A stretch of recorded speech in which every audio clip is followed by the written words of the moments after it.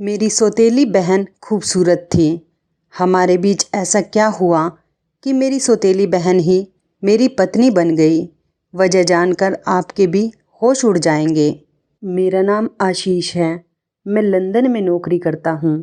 मैंने पापा की वसीयत कई बार पढ़ी थी, जिसे देखकर मेरा खून खौल रहा था। 2 दिन पहले ही मुझे लंदन से अचानक हिंदुस्तान आना पड़ा, क्योंकि मेरे पापा की डेथ हो चुकी थी। अपने पापा के अंतिम संस्कार के बाद जब उनके वकील ने मुझे उनकी वसीयत दी, तो उसे देखकर मैं गुस्से से लाल हुआ था। मैं लंदन में पेट्रोल पंप पर काम करता था। जो तनख्वाह मुझे मिलती रही, मैं अपने मामूली से खर्चों के पैसे निकाल कर सब हिंदुस्तान पापा को भेज देता था, और पाई पाई जमा करके और कुछ अपनी गांव की ज़मीन बेचकर मेरे पापा ने दिल्ली जैसे शहर में घर और कुछ दुकानें खरीद ली थी। मैं पिछले 10 साल से पैसे भेज रहा था। 17 साल की उम्र से ही मैं लंदन चला गया था और अब 27 साल का हो चुका था। यूं अचानक बाप की मौत का सुनकर वापस आने के लिए मेरी नौकरी भी छूट गई थी, क्योंकि वह लोग मुझे छुट्टी देने को तैयार नहीं थे। मुझे भी यह सहारा था कि जो भी मैंने पैसे घर भेजे हैं, वो सब मेरे बाप ने मेरे लिए संभाल कर रखे होंगे। इसलिए दिल्ली जाते ही कोई छोटा मोटा काम करके अपना घर बसा लूँगा। लेकिन पापा की वसीयत ने मेरे होश उड़ा कर रख दिए थे। वसीयत में लिखा था कि लंदन जाने के लिए तुम्हें पैसों की ज़रूरत थी, इसलिए मैंने अपनी ज़मीनों का कुछ हिस्सा बेचकर तुम्हें पैसों का इंतज़ाम करके दिया था। इसलिए इस घर पर और पापा की बाकी जायदाद पर सिर्फ़ और सिर्फ सुनैना का हक है। तुम्हारा हिस्सा तुम्हें पहले ही मिल चुका है, जब तुम लंदन गए थे। तब यह पढ़कर मेरा सर बुरी तरह से चकरा गया था। वह एक पागल, कम उम्र की मेरी बहन, जिसका पागल खाने में इलाज चल रहा था, पापा ने कैसे सब कुछ उसके नाम कर दिया। चलो, ये इतनी बड़ी बात उस समय ना होती, जब प्रॉपर्टी का कुछ हिस्सा ही सुनैना के नाम होता और मैं उस पागल से स्टैम्प पेपर पर साइन करवाकर सब कुछ अपने नाम कर लेता। लेकिन पापा की बेवकूफ़ी और खुदगर्जी की हद ना थी। साथ में यह भी लिखा था कि पापा की सारी जायदाद वही ले सकता है जो सुनैना से शादी करेगा, और उसे तलाक नहीं देगा, ना ही कभी दूसरी शादी करेगा। मतलब मेरी सालों की मेहनत मेरे बाप ने कुएं में डाल दी। मेरे हाथ में एक फूटी कौड़ी तक नहीं छोड़ी थी। पापा की जायदाद अब करोड़ों तक पहुंच चुकी थी, जो कभी उन्होंने लाखों की खरीदी थी। पापा की वसीयत पढ़कर मेरा गुस्से से बुरा हाल था। भला इस तरह की वसीयत का क्या मकसद था? पापा किसी गैर को कैसे अपनी जायदाद दे सकते थे? चलो, मैं सुनैना की शादी किसी से करवा भी देता, तब भी मेरे हाथ तो कुछ भी नहीं आना था, क्योंकि मुझे तो अपने ही बाप के घर में रहने की इजाज़त तक न थी। इस घर में वही रह सकता था जिसकी शादी सुनैना से होती। इस अजीबोगरीब वसीयत के साथ एक खत भी था, जो पापा ने मेरे नाम लिखकर छोड़ा था। लेकिन मुझे पापा पर इस कदर गुस्सा आ रहा था कि मैंने सब कुछ एक दराज में फेंक दिया। पापा का लिखा हुआ आखिरी खत मेरा पढ़ने का मन ही नहीं हुआ। मुझे पता था जरूर मुझे विनती की गई होगी कि सुनैना पागल है, उसे प्रॉपर्टी की ज़रूरत है। प्रॉपर्टी के लालच में कोई उससे शादी कर लेगा और उसे ज़िंदगी भर संभालता रहेगा। तुम मर्द हो, तुम अपना इंतज़ाम खुद कर लेना। इसी तरह की बातें पापा ने खत में लिखी होंगी, और मेरा दिल बिल्कुल भी खत को पढ़ने का नहीं हुआ। इसलिए मैंने वह खत दराज में डालकर दराज को बंद कर दिया। दूसरे दिन वह वकील मेरे पास आया और कहने लगा, आपको यह घर खाली करना पड़ेगा। आप इस घर में सिर्फ़ और सिर्फ सुनैना की मौजूदगी और उसकी रजामंदी से ही रह सकते हैं। मैंने गुस्से और हैरत के मिले जुले भाव से कहा कि वह पागल है। उसके अंदर इतनी समझ नहीं कि वह अपनी रजामंदी बता सके, और फिर मैं उसका भाई हूँ। ये मेरे भी बाप का घर है। मेरी बात सुनकर वकील कहने लगा कि वसीयत भी आपके ही बाप की बनाई हुई है। आपके पास आज शाम तक का समय है। या तो सुनैना को आप वापस इस घर में लेकर आओ, या फिर मैं शाम को आपको इस घर से निकाल कर घर को ताला लगा दूंगा। वकील यह कहकर वहाँ से चला गया, और मेरा जी चाहा अपना सर दीवार पर दे मारूं। सुनैना उम्र में 22 साल की थी, लेकिन उसकी अक्ल 10-12 साल के बच्चे की थी। फिर गुस्से में उसे चीज़ उठा उठा कर मारने की भी आदत थी। मैं कैसे उसे घर लेकर आ सकता था? वह तो मेरे पीछे से मोहल्ले के बच्चों का जीना दुश्वार कर देती। मैं अंदर ही अंदर बहुत ज़्यादा परेशान हो चुका था, लेकिन मेरे बाप ने मेरे पास दूसरा कोई रास्ता नहीं छोड़ा था। मैं दोपहर को ही सुनैना को लेने मेंटल हॉस्पिटल पहुंच गया था और डॉक्टर से कहा कि मैं सुनैना का भाई हूं और उसे वापस ले जाने के लिए आया हूं। डॉक्टर पहले तो राजी नहीं हो रहा था सुनैना को मेरे साथ भेजने के लिए। कहने लगा, सुनैना के फादर ने सुनैना को यहाँ एडमिट कराया है, हम उनकी रजामंदी के बगैर सुनैना को आपके साथ नहीं भेज सकते। मैंने डॉक्टर से कहा, मैं सुनैना का भाई हूँ और मेरे पापा की डेथ हो चुकी है, इसलिए अब सुनैना की देखभाल करने की जिम्मेदारी मेरी है। मेरी बात सुनकर भी पता नहीं क्यों डॉक्टर सुनैना को मेरे साथ भेजने के लिए बिल्कुल भी राजी नहीं हो रहा था। और जब मैंने डॉक्टर को धमकी दी कि तुम मुझे मेरी बहन को यहाँ से ले जाने के लिए नहीं रोक सकते, मैं तुम्हारी कंप्लेंट करूँगा, तब डॉक्टर थोड़ा लाइन पर आया और सुनैना को मेरे साथ भेजने पर राजी हुआ। डॉक्टर ने मुझे कुछ कागजात पर साइन करवाया और नर्स से कहा कि सुनैना को लेकर आओ। कुछ देर बाद एक जवान और बेहद हसीन लड़की हाथ में एक डाल पकड़े लंबे खुले बालों के साथ खड़ी मुझे टुकर टुकर देख रही थी। मैं उसे 10 साल बाद देख रहा था और किसी भी तरह नहीं लग रहा था कि ये पागल है। कोई भी उसके हुस्न को देखकर उससे नज़रें हटाना भूल सकता था। 10 साल पहले देखा था, खूबसूरत वह तब भी थी, लेकिन अब तो उसका रंग और निखर चुका था। वो डरी सहमी सी मुझे देख रही थी। डॉक्टर ने कहा, ये तुम्हारे भाई हैं, ये तुम्हें लेने आए हैं, तुम अब उनके घर पर रहोगी। यह सुनकर ना जाने क्यों उसकी रंगत उड़ गई थी। कहने लगी, मुझे कहीं नहीं जाना, मैं सिर्फ अपने पापा के पास जाऊंगी, मुझे मेरे पापा के पास ले चलो। पापा के अलावा मैं किसी के पास नहीं जाऊंगी, सब मुझे मारते हैं। मैं कौन सा उसे अपने घर पर लाना चाहता था। उसे घर ले जाना बस मेरी बहुत बड़ी मजबूरी थी। मजबूरन मुझे खड़ा होना पड़ा। मैं सुनैना के सामने गया। मैंने कहा, सुनैना, मैं तुम्हारा भाई, देखो गौर से देखो और मुझे पहचानो। मैं तुम्हें पापा के पास भी ले चलूँगा, लेकिन फ़िलहाल अभी तुम्हें मेरे साथ मेरे घर पर रहना होगा। पापा अभी बाहर गए हैं, जब आ जाएंगे तो तुम्हें पापा के पास भी ले जाऊँगा। जब मैंने उसे याद दिलाया तो वह मुझे गौर से देखने लगी और फिर शायद मैं उसे याद आ गया था। वो एकदम खुशी से चौंकी थी। सुनैना ने एकदम से कहा, आशु भाई। मैंने कहा, हाँ, तुम्हारा भाई। और फिर मैंने जेब से चॉकलेट निकाली, जिसे देखकर उसकी आंखों में चमक आ गई थी। मैंने कहा, सुनैना, मेरे साथ चलो, मेरे पास ऐसी बहुत सारी चॉकलेट्स हैं, मैं तुम्हें वो सारी दे दूँगा। मेरी बात सुनकर उसने मेरे हाथ से चॉकलेट ली और मेरे साथ जाने को तैयार हो गई। मैं उसे सबसे पहले बाजार ले गया। उसे अच्छी अच्छी कई ड्रेस खरीद कर दी। वकील के आने से पहले उसका हुलिया मैं कुछ ठीक कर देना चाहता था। वह मेरे साथ बहुत खुश थी। मैंने उसके लिए कुछ अच्छी ड्रेस खरीदी, लेकिन जैसे ही वापस जाने लगा, सुनैना की नज़र एक टॉय शॉप पर जाकर टिक गई। कहने लगी, आशु भाई, मुझे खिलौने लेने हैं। वह मुझे आशीष कहने के बजाय आशु भाई कहकर बुलाया करती थी। मैं उसे टॉय शॉप पर ले गया। मुझे लगा वह डॉल खरीदेगी, लेकिन उसने तो बहुत से अलग अलग तरीके के खिलौने उठाने शुरू कर दिए। मेरे पास इतने पैसे फ़िलहाल जेब में नहीं थे। मैंने सुनैना को बड़े प्यार से कहा, अभी तुम कोई एक डॉल ले लो, मैं तुम्हें कल बहुत सारे खिलौने लेकर दूंगा।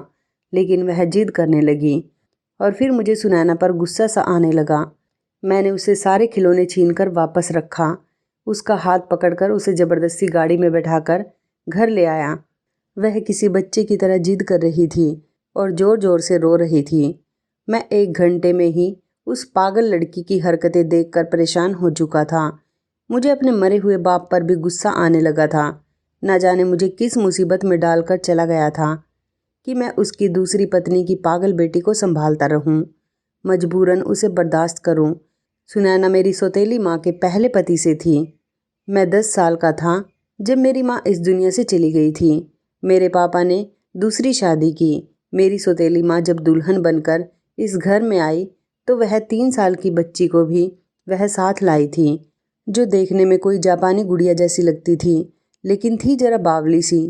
मेरे पापा ने मुझसे कहा था, सुनैना तुम्हारी बहन है, इसे आज से अपनी बहन समझना। लेकिन मैंने गुस्से से कह दिया था कि यह लड़की मेरी बहन नहीं है। मैं इसे कभी बहन नहीं मान सकता। मुझे ना तो सौतेली माँ कभी अच्छी लगी थी, ना ही मेरी वह सौतेली बहन। मैं उन दोनों माँ बेटी से बिल्कुल भी बात नहीं करता था। खाना खाने के बाद मैं अपने कमरे में चला जाता था या फिर बाहर अपने दोस्तों के साथ चला जाता था। स्कूल से आने के बाद मेरा यही रूटीन होता था। मैं हमेशा दोनों माँ बेटी को इग्नोर करता था, लेकिन मुझे इस सुनैना नाम की बच्ची से नफ़रत उस समय महसूस होने लगी जब मेरा सगा बाप मेरे बजाय उससे ज़्यादा मोहब्बत करता था। उसे गोद में उठाए उठाए खेलता जैसे वो उसकी सगी बेटी हो और मैं सौतेला। यह सब देखकर मेरा खून खोल उठता था। जब मैंने अपने पापा को पागल लड़की से प्यार करते देखा तो मुझे ना जाने क्यों उससे चिढ़ हो गई थी। एक बार जब मैं छोटा था तो अपने खिलौने से खेल रहा था। जब वह मेरे खिलौने लेने की जिद करने लगी, मैंने कहा खबरदार जो मेरे खिलौनों को हाथ भी लगाया तो। लेकिन वह ज़ोर ज़ोर से रोने लगी और जिद करने लगी। मैंने उसके मुंह पर ज़ोर से एक थप्पड़ मार दिया। मेरा थप्पड़ इतनी ज़ोरदार था कि वह दूर जाकर गिरी थी। इस वक्त मेरे पापा घर में दाखिल हुए थे। यह देखकर मेरी सौतेली माँ भी मुझे घूरने लगी और पापा ने मुझे बहुत ज़ोर का थप्पड़ मारा। तुम्हारी हिम्मत कैसे हुई मासूम सी बच्ची पर हाथ उठाने की। बस उसके बाद मुझे सुनैना से नफ़रत सी होने लगी थी। जैसे जैसे समय गुजरता गया मेरी नफ़रत भी उस पागल के लिए बढ़ती ही रही। फिर मैंने 17 साल की उम्र में ही अपनी पढ़ाई को बाय बाय कहा और पापा से जिद करने लगा कि मुझे लंदन जाना है। वहाँ मेरा एक दोस्त अपने बाप के साथ गया था, मैं भी उसके साथ चला गया। कोई डिग्री मेरे पास नहीं थी, इसलिए पेट्रोल पंप की जॉब कर ली। अब 10 साल बाद आया तब भी मेरे बाप ने सगे बेटे की बजाय सब कुछ उस सौतेली बेटी को दे दिया था। वह अब भी मुझसे जिद कर रही थी और मुझे उस पर गुस्सा आया कि मैंने उसके मुंह पर खींच के थप्पड़ मार दिया। लेकिन मैं नहीं जानता था यह थप्पड़ मेरे लिए इतनी बड़ी मुसीबत बन जाएगा। वह ज़ोर ज़ोर से चीख चीख कर रोने लगी थी। घर आकर भी उसका रोना कम नहीं हो रहा था। शाम हो चुकी थी। वकील किसी भी समय घर पहुंच सकता था। अब मुझे अपने किए पर गुस्सा आया कि क्यों इस मुसीबत को थप्पड़ मार दिया। मैं फिर सुनैना के पास आ गया। मैंने कहा सुनैना देखो मैं तुम्हें कल बहुत सारे खिलौने ला कर दूंगा, अभी चुप हो जाओ। लेकिन वह किसी छोटे बच्चे की तरह रोए जा रही थी। आशू भाई गंदा है, मुझे थप्पड़ मारा। वह रोते हुए कहने लगी पापा को बताऊंगी, उन्हें घर आने दो। उस पागल को यह तक मालूम नहीं था कि पापा मर चुके हैं। बड़ी मुश्किल से मैंने उसे चुप करवाया था। 2-3 चॉकलेट खाकर ही वह चुप हुई थी। फिर मेरे कहने पर उसने मुंह हाथ धोकर अपने कपड़े बदल लिए थे। अगर वह चुप होती थी तो बड़ी अच्छी लगती थी। कोई उसे देखकर नहीं समझ सकता था कि यह पागल है, लेकिन थी तो वह पागल ही। खैर वकील घर पहुंचा तो सुनैना से पूछने लगा कि आशीष का रवैया तुमसे कैसा है। यह सुनकर सुनैना ने मुझे घूरते हुए देखा। मेरी तो जान ही निकल गई थी कि कहीं यह ना बता दे कि मैंने उसे थप्पड़ मारा है। वह कहने लगी आशू भाई गंदा है, और यह सुनकर मेरी जान लबों पर आई थी। फिर वह कहने लगी मुझे खिलौने नहीं लेकर देता। वकील कहने लगा मैं तुम्हारे भाई को पैसे दूंगा तो वह तुम्हें ढेर सारे खिलौने खरीद कर देगा। यह कहकर एक चेक मुझे वकील ने दिया था। कहने लगा तुम्हारे पापा ने जो दुकान खरीदी थी उनका आधा किराया वह सुनैना के इलाज पर खर्च करते थे और आधा उसके फ्यूचर के लिए बैंक में जमा होता है। अब वह घर पर है और तुम उसकी देखभाल करोगे, तो ये तुम रखो। सुनैना की शादी के बाद यह चेक भी उसके पति को ही मिलेगा। यह सुनकर मेरी जान और जली थी। मैंने वह चेक उससे ले लिया। 50,000 रुपये का चेक था। बिना कमाए मेरा महीना आराम से गुजर सकता था। अगले दिन मैंने सुनैना के लिए बहुत सारे खिलौने ला कर दिए। वह बहुत खुश हुई थी। दिन ऐसे ही गुजर रहे थे और मैं अपना दिमाग चला रहा था कि सुनैना नाम की आफत से कैसे पीछा छुड़ाया जाए। मैं चाहता था कि सुनैना से मेरा पीछा भी छूट जाए और सारी जायदाद भी मुझे मिल जाए। फिर मैंने अपने एक बहुत ही भरोसेमंद दोस्त से बात की कि मुझे कोई बेवकूफ़ सा लड़का चाहिए जिसे मैं अपनी बहन की शादी करवा सकूं और फिर उससे सारी जायदाद वापस मेरे नाम करवा सकूं। मेरी बात सुनकर मेरा दोस्त कहने लगा ऐसा लड़का मिलना तो बहुत मुश्किल है। किसी गरीब लड़के को भी तुम लालच देकर अगर सुनैना की शादी करवा दोगे, अगर वो जब यह जान लेगा कि वह करोड़ों का मालिक है तो वह तुम्हें घर से निकाल देगा। मेरे दोस्त की बात भी ठीक थी। फिर मेरा दोस्त कहने लगा, आशीष मेरे पास एक आइडिया है, अगर तू मेरी बात मान ले तो सारी प्रॉपर्टी तेरे नाम आ जाएगी और तुझे बिल्कुल भी हाथ पैर नहीं चलाने पड़ेंगे। बैठे बैठे सारी प्रॉपर्टी तेरे नाम चली जाएगी। मैंने कहा, अच्छा ऐसा कौन सा आइडिया है? और फिर जो कुछ मेरे दोस्त ने मुझसे कहा मेरा खून खौलाने के लिए काफ़ी था। गुस्से के मारे मैंने उसका गिरेबान पकड़ लिया। मैंने कहा, तुमने सोचा भी कैसे? वह बहन लगती है मेरी और मैं बेगैरत नहीं हूँ। उसने अपना गिरेबान मेरे हाथों से छुड़ाया और कहने लगा, वह तुम्हारी सगी बहन नहीं है, उसका बाप कोई और था और माँ भी कोई और थी और तुम्हारे माँ बाप भी अलग ही थे, तो दोनों का कोई भी सगा खून का रिश्ता नहीं बनता है। तुम्हारी उससे शादी हो सकती है और यही एक तरीका है कि तुम सारी जायदाद के मालिक बन सकते हो। यह सुनकर मैं चुपचाप हो गया था। मेरा दोस्त वहाँ से चला गया और मैं सोच में पड़ गया था। लेकिन जब भी सुनैना से शादी के बारे में सोचता मेरा दिल कांपने लगता। कैसे उससे शादी कर सकता था? मुमकिन ही नहीं था। लेकिन यह बात भी ठीक थी। मैं जिस इंसान से भी सुनैना की शादी करवाता वह करोड़ों की जायदाद देखकर मुझे मेरे ही घर और मेरे ही बाप की जायदाद से बेदखल कर देता। मुझे लगा फिलहाल यह सब करने में कोई हर्ज भी नहीं है। मैंने दूसरे दिन अपने दोस्त से कहा, तुम्हारी बात ठीक है। मैंने वकील से भी बात की। वह मेरे और सुनैना के रिश्ते के बारे में जानता था, इसलिए कहने लगा, ठीक है, लेकिन आपको वसीयत तो याद है ना? ना तो आप दूसरी शादी कर सकते हैं, ना ही सुनैना को छोड़ सकते हैं। इस सूरत में आपसे सब कुछ छिन जाएगा। ये वह कांटा था जो मेरे हल्क में जाकर अटक सा गया था। मैं तो भूल ही गया था मेरे बाप ने मेरे लिए कौन कौन से कांटे बिछा रखे थे। फिलहाल मुझे सुनैना से शादी करनी थी ताकि मुझे एक अच्छी खासी रकम मिलती और मैं अपना बिजनेस शुरू करता। एक बार मेरा कारोबार जम जाता तो फिर कोई समस्या नहीं थी। मैं सुनैना को छोड़ भी देता तो क्या फ़र्क पड़ता था। मैंने सुनैना से शादी कर ली। उस पागल को तो शादी के बारे में कुछ पता भी नहीं था। वो बस अपने खिलौनों में ही मग्न थी। शादी के बाद मैंने वकील से एक अच्छी खासी रकम की डिमांड रखी थी जो कि मुझे मिल भी गई थी और फिर मैंने उन पैसों से अपनी एक छोटी सी गवर्नमेंट की फैक्ट्री लगवाई और काम करना शुरू कर दिया। लेकिन असल समस्या तो सुनैना की थी। कोई भी नौकरानी मेरे घर दिन रात रुकने को तैयार ना थी। वह कहती है, ये पागल लड़की है, एकदम आपे से बाहर हो जाती है और जो चीज़ उसके हाथ में होती है उसी से मारने लगती है। ये तो किसी दिन हमें मार डालेगी। मैं दिन में नौकरानी से घर का काम करवा कर खाना बनवाता था और उसके जाने के बाद घर को बाहर से ताला लगाकर चला जाता। मुझे इस बात से कोई फ़र्क नहीं पड़ता था कि सुनैना अंदर अकेली कैसे रहेगी। मुझे तो इस बात का भी एहसास नहीं था कि वह पागल है, खुद को नुकसान भी पहुंचा सकती है। जब वापस घर लौटता तो पूरा घर बिखरा हुआ होता। सुनैना कुछ खाना खाती, बाकी सब फर्श पर गिरा हुआ मिलता और वो खिलौने से खेल रही होती। मुझे देखकर मेरे पास आ जाती। आशु भाई मेरा चॉकलेट लाए। मैं जेब से चॉकलेट निकाल कर उसे देता। घर की बिगड़ी हालत देखकर मुझे सुनैना पर गुस्सा आने लगा था। मैं उसे डांटने लगा था। मैं थका हारा घर पहुंचता था और घर का हाल देखकर मेरा जी चाहता कि सुनैना का गला दबा दूं। एक बार तो हद ही हो गई थी। जब मैं घर में दाखिल हुआ तो गैस की स्मेल मेरी नाक से टकराई थी और मुझे समझते देर नहीं लगी कि सुनैना ने गैस सिलेंडर खोल दिया है।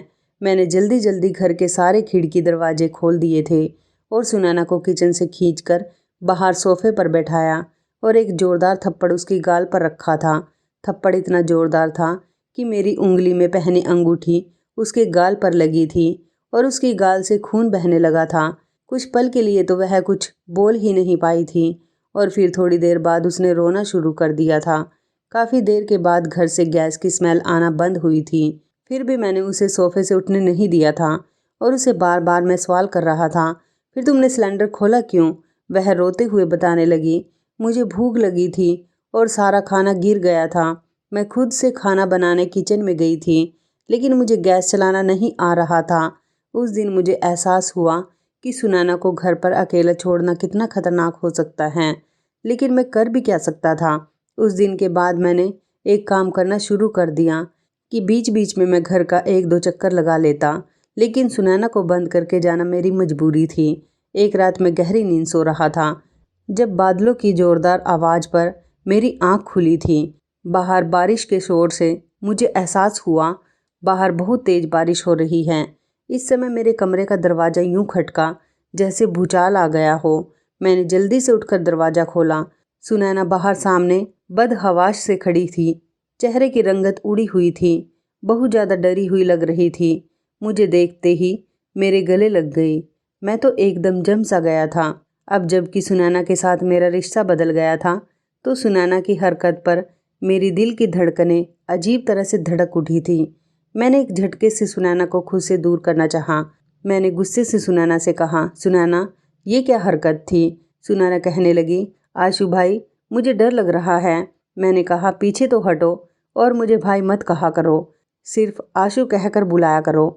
लेकिन सुनैना बहुत ज़्यादा डरी हुई थी। उसे इतना डरा हुआ देखकर मैंने पूछा, सुनैना क्यों डर लग रहा है? किस लिए डर लग रहा है? वह मुझसे अब भी चिपकी हुई थी। मैंने मुश्किल से उसे खुद से जुदा किया था। वो कहने लगी, बारिश से डर लग रहा है। वो बुरी तरह से कांप रही थी। उसकी हालत यह थी कि ना जाने उसे क्या हो जाएगा। मैंने उसे अपने बेड पर लेटा दिया। वह मेरा हाथ पकड़कर लेट गई। कुछ देर में वह सो गई थी, लेकिन मुझे नींद नहीं आ रही थी। इस बात में कोई शक नहीं था कि वह बहुत खूबसूरत थी। मैं जितना यह चाहता कि उसकी तरफ ना देखूं, लेकिन मेरी नज़र पूरे कमरे में घूम फिरकर उस पर जाकर टिक जाती। मैंने जब देखा कि वह गहरी नींद सो गई है, तो अपना हाथ उसके हाथों से खींचा और सोफे पर जाकर लेट गया। काफ़ी देर तक सोने की कोशिश करता रहा, लेकिन नींद नहीं आ रही थी। वह पूरी गहरी नींद में जा चुकी थी। मैं उठकर बाहर हॉल में आ गया और वहीं सोफे पर लेटकर सो गया। उन्हीं दिनों मेरी फैक्ट्री में एक लड़की जॉब करने लगी थी, जो अच्छी खासी खूबसूरत थी। मुझे भी अच्छी लगने लगी थी। बहुत जल्द ही हम एक दूसरे से शादी करने का इरादा रखते थे। एक बार मैं उसे अपने घर ले गया। उसे देखकर सुनैना के माथे पर बल पड़ गए थे। कहने लगी, ये मेरे घर क्यों आई है? इसे बाहर निकालो। यह सुनकर मीरा मुझे देखने लगी। कहने लगी, आशीष तुमने क्यों एक पागल लड़की को घर में रखा हुआ है? मैंने कहा, मेरी मजबूरी है। और फिर मैंने मीरा से कुछ नहीं छुपाया, सब कुछ उसे बता दिया। मीरा कहने लगी, जल्द से जल्द इससे अपना पीछा छुड़ाओ। मैं शादी के बाद इसे बिल्कुल भी बर्दाश्त नहीं करूँगी। मैं यह सुनकर चुप हो गया था। मैं मीरा को पसंद करने लगा था, इसलिए मेरी कोशिश थी कि जल्द से जल्द मेरा काम जम जाए तो मैं सुनैना से पीछा छुड़ा लूँ। फिर मुझे मीरा ने एक मशवरा दिया कि मैं सुनैना को जहर देना शुरू कर दूँ। इस पागल लड़की की भी कोई ज़िंदगी है क्या? इसका तो मर जाना ही अच्छा है। इस तरह से मेरी ज़िंदगी में मुश्किलें कम हो सकती थी और स्लो पॉइजन से किसी को मुझ पर शक भी नहीं होगा। मुझे मीरा का ये मशवरा अच्छा लगा। मैं ऐसे ही दवा सुनैना के खाने में मिलाकर उसे देने लगा। कभी उसे वह पाउडर आइसक्रीम में डालकर दे देता और कभी खाने में मिलाकर दे देता। मैं भी यही चाहता था कि वह मर जाए। खैर, समय यूं ही गुजरने लगा। एक बार जब मैं घर में दाखिल हुआ, मुझे सुनैना की सिसकियों की आवाज़ आ रही थी, लेकिन मुझे वह कहीं भी नज़र नहीं आ रही थी। मैंने उसे पुकारा, लेकिन वह सामने नहीं आई। वह शायद अपने कमरे में थी, क्योंकि उसके रोने की आवाज़ वहीं से आ रही थी। मैंने जब उसके कमरे का दरवाज़ा खोला और मैं अंदर दाखिल हुआ, तो मेरी तो जान निकल गई थी।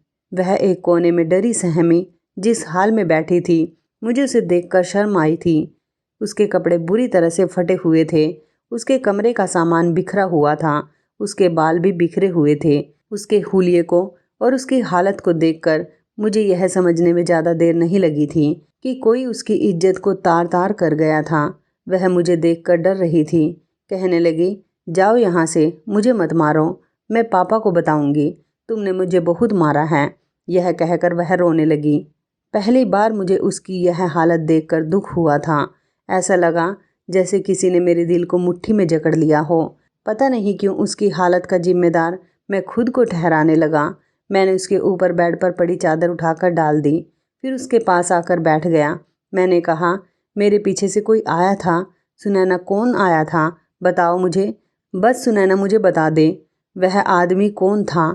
मैं उसका खून पी जाऊंगा। जिसने उस मासूम सी लड़की के साथ यह जुर्म किया था। वह बहुत डरी हुई थी। कभी ना में सिर हिलाने लगती तो कभी हाँ में। मैंने कहा, मुझे बताओ, मैं उसे बहुत मारूंगा।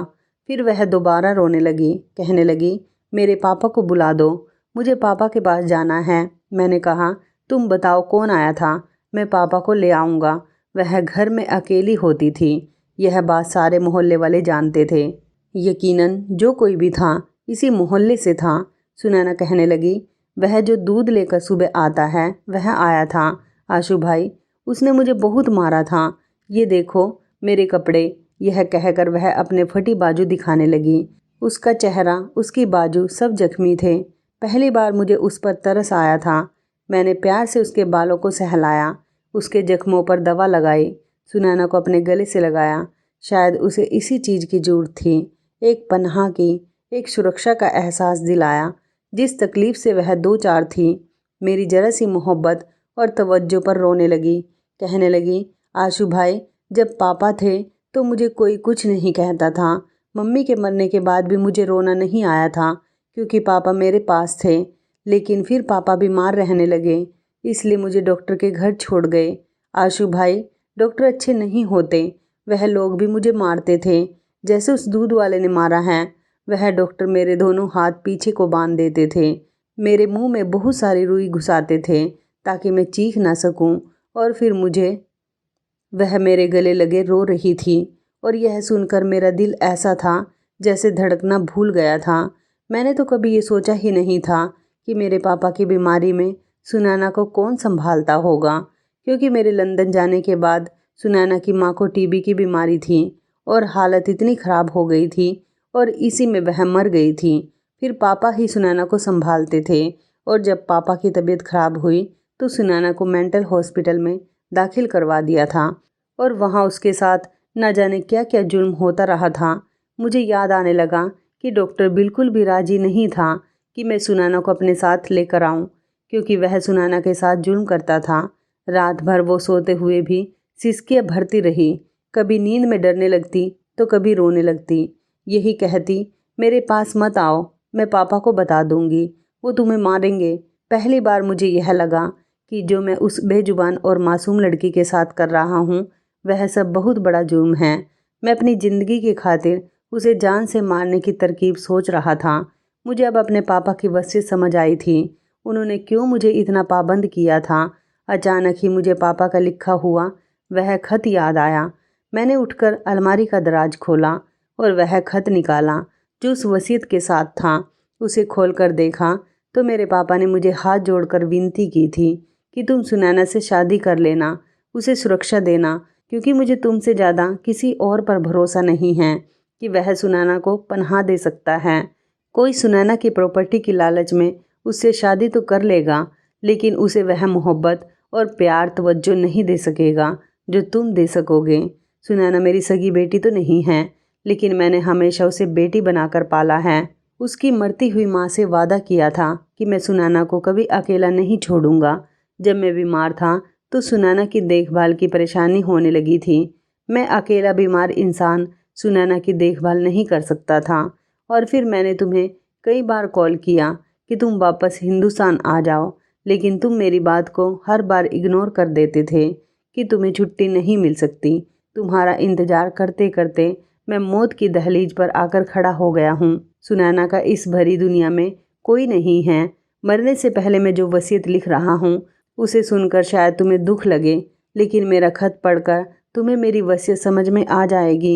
सुनैना को अपनाकर उसे सुरक्षा देना और ज़िंदगी भर उसका साथ निभाना। सुनैना में अभी बचपना है, वह अपनी उम्र के हिसाब से छोटे बच्चों वाली हरकतें करती हैं, लेकिन अगर तुम उसका बाहर जाकर किसी अच्छे डॉक्टर से इलाज करवाओगे तो वह ठीक हो सकती हैं। मैं खुद ही उसका इलाज करवाता, लेकिन मेरी ज़िंदगी ने मुझे इतनी मोहलत ना दी। हाथ जोड़कर विनती है कि अपने मरते हुए बाप की यह बात मान लेना। मैंने वह खत वापस रख दिया। सुनैना अभी सोई हुई थी, मगर नींद में भी बुरी तरह से कांप रही थी। जिस तकलीफ से वह गुजर रही थी वह छोटी तो ना थी। मैं अपने को कसूरवार समझ रहा था। जब मेरे बाप बीमार थे तो सुनैना की देखभाल के लिए किसी अपने की जरूरत थी। वो मुझे बार बार बुलाते थे, लेकिन मैं छुट्टी ना मिलने की वजह से उनकी बात को इग्नोर कर देता था। लेकिन मुझे नहीं पता था कि सुनैना के साथ इतना बड़ा जुल्म हो जाएगा। पापा ने मजबूरी में सुनैना को मेंटल हॉस्पिटल में एडमिट कर दिया था और वहाँ उसके साथ इतना जुल्म हुआ था। और इस सब का कसूरवार मैं खुद को समझ रहा था। अगर मैं समय से घर आ जाता तो सुनैना के साथ ये सब कुछ ना होता। सुबह जब वह दूध वाला दूध देने आया तो मैंने उसकी अच्छे से खातिरदारी की थी और फिर उसके बाद उसे पुलिस के हवाले कर दिया। और यह देखकर सुनैना बहुत खुश हुई थी। मुझसे कहने लगी, हाँ मारो इसे और मारो, इसने मुझे बहुत मारा था। मैंने भी उस दूध वाले को लहूलुहान करके रख दिया था। रात को जब मैं सुनैना को खाना खिलाने के लिए निवाला बनाकर उसे खिलाना चाहा तो वो कहने लगी, आशु भाई आज इसमें पाउडर नहीं डालोगे? उसकी इस बात ने मुझे अंदर से हिला दिया। मैं सुनैना के बचपने का फ़ायदा उठाकर उसे छुपाकर वह स्लो पॉइजन उसके खाने में डालता था, बल्कि उसके सामने ही थोड़ा सा पाउडर उसकी खाने की चीज़ों में डाल देता था, क्योंकि मुझे पता था यह पागल है, इसको कुछ भी समझ नहीं आएगा। और आज जब उसने ऐसा कहा तो मैं अपने आप से नज़र नहीं मिला पा रहा था। मैंने ना में सिर हिला दिया। सुनैना कहने लगी, तुम भी यही चाहते हो ना कि मैं मर जाऊं? उसकी बात सुनकर मैंने अचानक ही उसकी तरफ देखा था। वह ये बात कैसे जानती थी? वो कहने लगी, मैं सबको बुरी लगती हूँ, बस पापा को ही अच्छी लगती हूँ। मुझे पता है मैं वह पाउडर खाऊंगी तो मैं मर जाऊंगी। तुम्हारी दोस्त उस दिन तुमसे यही तो कह रही थी। शायद वो मेरी और मीरा की बातें सुनकर सब कुछ समझ चुकी थी। अगर वह ये जान चुकी थी कि मैं उसे खाने में जहर दे रहा हूँ तो फिर वह क्यों जहर खा रही थी? उसकी मासूमियत पर मेरा दिल रो रहा था। फिर कहने लगी, तुम मुझे जहर मत दो, अपनी दोस्त को अपनी दुल्हन बना लो, मुझे बस मेरे पापा के पास छोड़ दो, मुझे पापा के पास जाना है। मैंने सुनैना को कोई जवाब नहीं दिया था, बस उसे खाना खिलाता रहा। दूसरे दिन मीरा से कह दिया कि मैं तुमसे शादी नहीं कर सकता। मैंने यह कहकर फ़ोन बंद कर दिया था। मुझे अब सुनैना का इलाज करवाना था और मैंने नोट किया था वह प्यार से हर बात मान जाती थी। मेरी जरा सी तवज्जो पाकर वह पहले से बहुत अच्छी हो गई थी। घर को भी साफ सुथरा रखने लगी थी। मेरे बहुत से छोटे मोटे काम भी कर देती थी। जहाँ दवा असर ना करे वहाँ प्यार असर कर जाता है। मेरी मोहब्बत का ही असर था कि सुनैना पहले से अच्छी होने लगी थी। मैंने अपना कारोबार अपने मैनेजर के हवाले किया और सुनैना को लेकर लंदन चला आया। वहाँ मैंने एक अच्छे डॉक्टर से सुनैना का चेकअप करवाया और सुनैना का इलाज चलने लगा। धीरे धीरे सुनैना ठीक होने लगी थी। उसको हमारे रिश्ते के बारे में भी समझ आने लगा था। मैंने उसे पापा के बारे में भी बता दिया कि पापा इस दुनिया में नहीं हैं। पहले तो वह बहुत रोई थी, लेकिन जल्दी ही वह संभल गई थी।